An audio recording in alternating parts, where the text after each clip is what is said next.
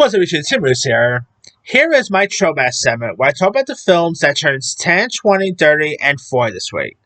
Alright, now the films celebrating their 10th anniversary, we of course got Avengers Age of Ultron, the follow up to 2012's The Avengers. Now, I admit, out of all the Avengers movies between the first one, Age of Ultron, Infinity War, and Endgame, I will say this is probably the weakest out of the Avengers movies, but I so wholly enjoyed it. It was still a lot of fun. Of course, Aaron Taylor Johnson, of course, as Quicksilver, obviously his most heroic death scene.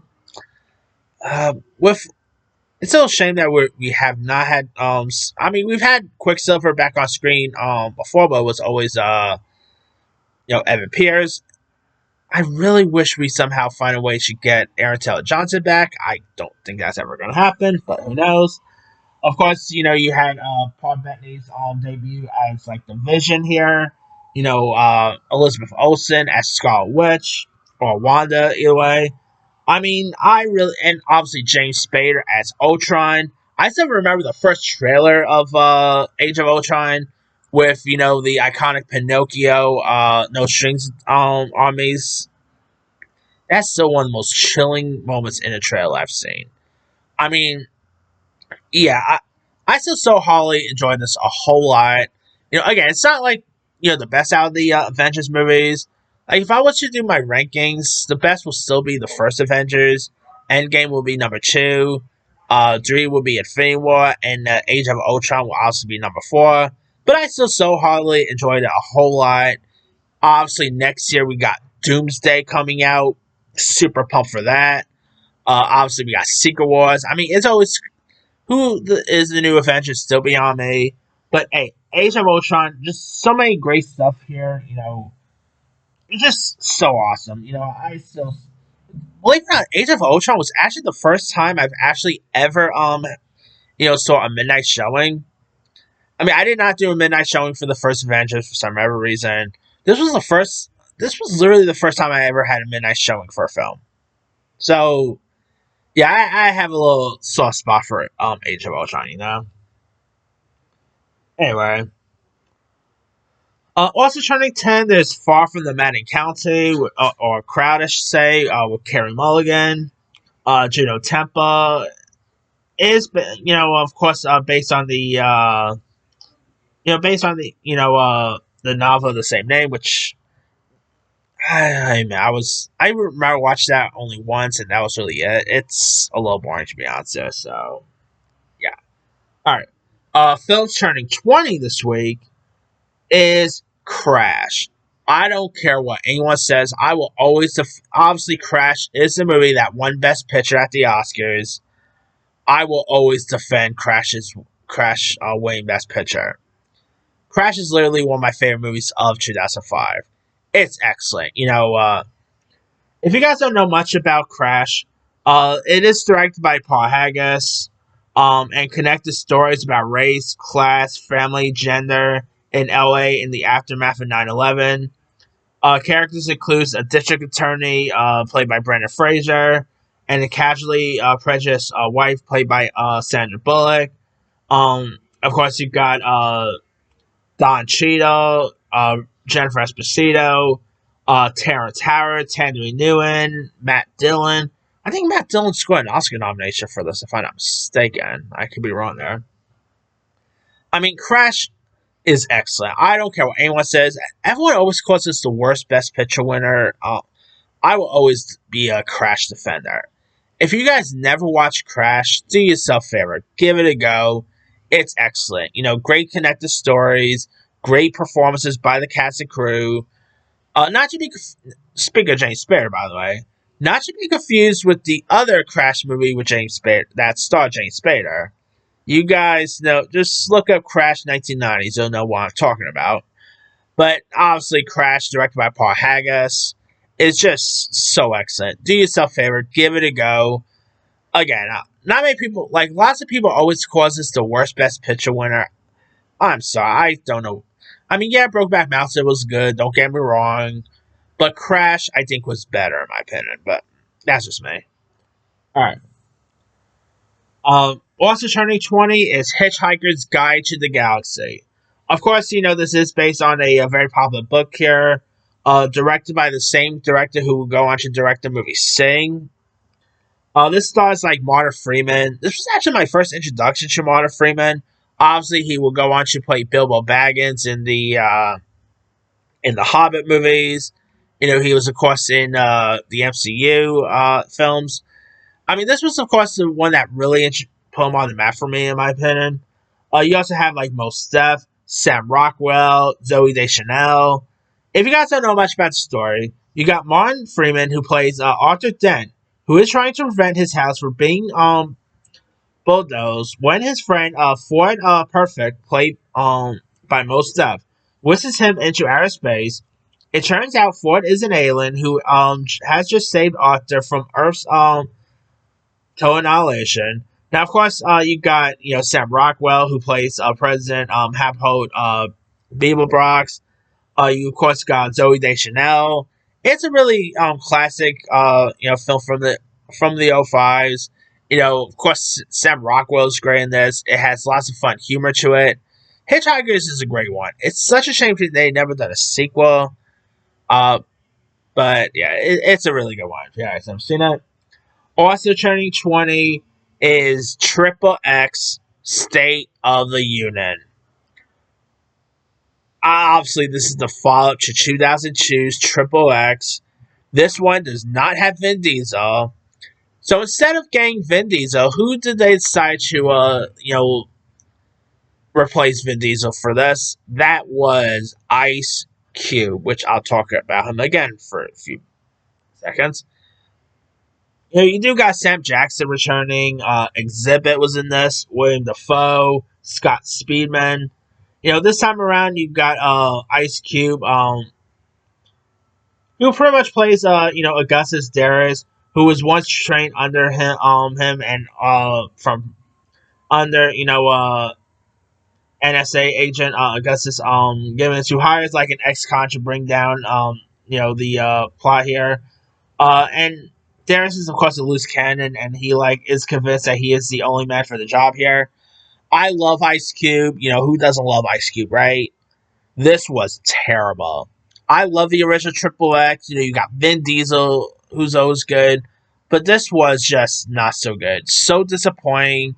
I mean, it's such a shame they did not find Vin Diesel did not come back for this one. Thankfully, he did come back for return. For the third one, which actually did include Ice Cube, so that was pretty cool. But yeah, this one wasn't so good. I'm definitely hoping we get a fourth one, but who knows? Again, I love Ice Cube, but this was definitely not his best work. So yeah, pretty disappointing sequel to say the least. Speaking of Ice Cube, by the way, films turning 30 this week. Now, Trip obviously XXX State of the Union was terrible, but his best one is obviously Friday. Starring obviously Ice Cube, Chris Tucker, Regina King, Bernie Mac. I mean, John Witherspoon. Who doesn't love the original Friday? Of course, obviously set in South Central LA. Follows unemployed friends Craig Jones and Smokey, who faces trouble on becoming in debt to a local drug dealer here. I mean, bye Felicia. I mean, who doesn't love the original Friday? Directed by F. Gary Gray, who will go on to direct Straight Outta Compton. Obviously, we will get other sequels. Fourth one was also recently announced. The original Friday will always hold up. One of the best stoner comedies of all time. The chemistry between Ice Cube, Chris Tucker is always good. If you guys never seen the original Friday, do yourself a favor, give it a go. It's a comedy classic. Now, again, the other ones, are pretty good, but nothing, beats the, obviously nothing beats, the first Friday. So, yeah. All right. Also turning 30, we got Top Dog. Who remembers this one? You had Chuck Norris teaming up with a dog. Of course, here you got Chuck Norris's character, Jake Wilder, who is partnered with a police dog, Reno, whose handler was killed here. It has a little bit of, let's say, a Turner Hooch vibe here. This is actually a pretty fun one. Chuck Norris is always great. I mean, there was also another one very similar to this. The one with Jim Belushi. I think it was called Canine. What was it with like buddy cop movies with a cop and a dog? Hey, man's dogs are always man's best friend, right? So yeah, obviously where you talk about Turner Hooch, Canine, Top Dog.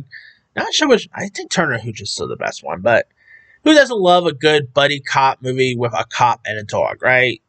I mean, Chuck Norris, obviously. Chuck Norris is a living legend. Who doesn't love Chuck Norris? I mean, he was pretty good in this one, so. All right. Also trending. Now, there are other films turning 30, like we got Village of the Dam, directed by John Carpenter, starring Christopher Reeve, Linda Hamilton, Mark Hamill, Chrissy Alley. Of course, this is like where like 10 months after the small town California town in Midwich is struck by a mysterious event. 10 local women give birth on the same day. And of course, you got local doctor Alan Chaffee, played by Christopher Reeve, and federal agent, played by Chrissy Alley, must team up to battle the alien children. It's very. I always saw this movie as, let's say, Invasion of the Body Snatcher meets Children of the Corn. That's what you really get with this. It's John Carpenter is a legend. Whether you talk about The Thing, the original Halloween, um, Escape from New York, he is always one of the best in the business. Not everything he puts out turns to go, though, and this is probably one of his worst. This and maybe Ghost of Mars is probably some of his worst films he's ever put out. So yeah, you do got Superman himself, Chrissy Alley, uh, Luke Skywalker himself, Mark Hamill. You had some good cast members here, but nothing about it was all that fascinating. It was pretty boring at the time. I mean, not that good of a film. All right. Also turning 30 is Panther, which of course stars Kadeem Hardison, who plays a Vietnam veteran judge who returns to his hometown of Oakland to find it has been bested by violence and police discrimination against African Americans here. You of course got like it was directed by Mario Van Peebles. Um, you of course had like Angela Bassett, Courtney B. Vance, the late great Dick Gregory. Bobby Brown was also in this. I mean, it's a really good one. Kadeem Hardison, you might know him also as Zendaya's father from that show, Casey Undercover. He's been in other stuff. Like, I think he was on A Different World, if I'm not mistaken, too. He's been in some other cool stuff here. He was really, I think this was actually the movie that really put on the map for most people. Of course, Courtney B. Vance, obviously from Law and Order fame. He was great in this. He's actually married to Angela Bassett, so good on him. Really good film if you guys haven't seen it, though. Alright. Also turning 30 is My Family, which stars Jimmy Smith, Edward James Olmos, Jennifer Lopez. The film depicts three generations of Mexican-American families who immigrate from Mexico and settle in East LA. This is actually from the same director, Gregory Niff, I think his name is, who will go on to direct the Selena biopic with Jennifer Lopez. I think this was actually the movie that I think this was actually Jennifer Lopez's first feature, if I'm not mistaken, or one of like her earliest roles. Obviously, she will have a more prominent role in. I think it was Money Train was her first one of the two. Of course, she will go on to mostly have a more prominent role, like breakthrough role when she plays Selena in the Selena biopic, from the same director. My Family is not as good as Selena, obviously, but it's still a really decent one. Edward James Olmos, who will also go on to star Selena, he was great in this. I can never pronounce his name, but Cy Morris, who was also in the the Richie Valens biopic La Bama, he's great in this. Of course, Jimmy Smith, who is always good. Really decent film if you guys never seen it. Really pretty good flick there. All right. Also turning 30, we got French Kiss, starring Meg Ryan, Kevin Kline. It is also written by Adam Brooks, who recently just put out The Lifeless on Netflix. directed by Empire Strikes Back writer Lawrence Kasdan. It is about a woman who flies to France to confront a her like straying fiance who gets in trouble when the charming book crooks sitting next to her uses her to smuggle a stolen diamond here. It's an okay film. I mean, Meg Ryan obviously she's like the queen of rom coms. You know, her chemistry with Kevin Kline was pretty good. You also had some other cool cast members here and there. I mean, it's a really okay, little rom com worth checking out. All right, films turning 40 this week. What's that? We got Private Resort. I guess you could say one like Johnny Depp's earliest films. Of course, his first one was obviously Nightmare on Elm Street, and I guess this was like his second like earliest film he did. You also have Rob Morrow. Of course, here you have Johnny Depp and Rob Morrow, who stars as Jack and Ben, college buddies at a posh Miami resort, where they are weekend guests, and the maestro, played by Hector Alonso, is a jewel thief pursuing the diamonds necklace of a society woman. And it's actually a pretty funny little 80s comedy. Depp and Morrow is pretty good in this. I mean, if you guys haven't seen it, it's on. You can find it on Tubi nowadays. It's not Johnny Depp's popular film, but it's actually a pretty fun little comedy. Alright. Speaking of Chuck Norris, by the way, also turning 40 is Code of Silence. Directed by Andrew Davis, who gave us movies like Above the Law, Under Siege, The Fugitive, Holes, Chain Reaction. And it stars Chuck Norris, who plays Eddie Cusack, who's a streetwise Chicago police sergeant who is caught up in the gang war between a vicious Colombian drug lord and the American mafia.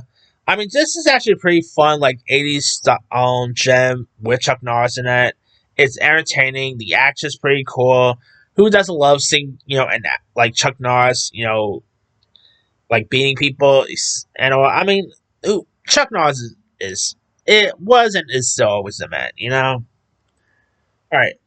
Now, other films turning 40, we got the movie Gotcha, which stars Anthony Edwards, Linda Fiorentino, and it's also from the same people who.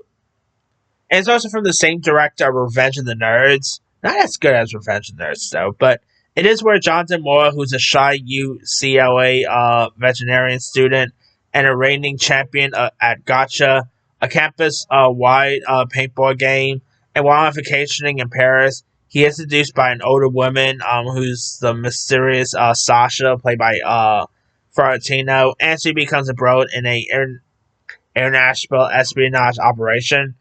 It's not really that memorable. I mean, it's definitely nowhere near as like memorable as, let's say, Revenge of the Nerds was, but also turning 40 is Pumping Iron 2, which is of course a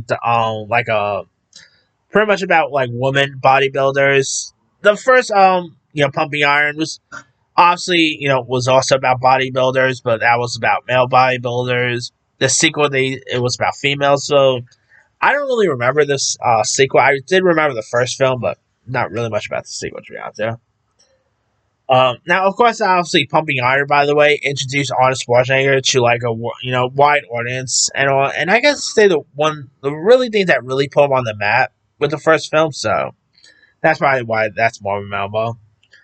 Also turning 40 is Movers and Shakers. Of course, starring Walter Matthau, and follows the head of a production at a Hollywood studio who wants to make a movie to fulfill a promise he made to a dying friend. You also have the likes of Gilda Radner, Tyne Daly. I mean, it has Charles Gordon. I mean, some decent supporting players. It is a pretty fun like I can say that was like, let's say, the studio of the 1980s if you want to think of it. But it's a really funny little comedy. Walter Matthau, obviously a living legend there. So I'll say give that one a go if you guys haven't seen it. Alright, let me let you guys. Which of these films stand out to you the most? To me, the 10-year one obviously is going to be Avengers Age of Ultron. The 20-year one is going to Crash. 30-year one is going to Friday. And, the 40-year one is actually going to go to Code of Silence. Anyway, drop comments below. Don't forget to like, subscribe, hit that bell for notification. This is Here's Iron.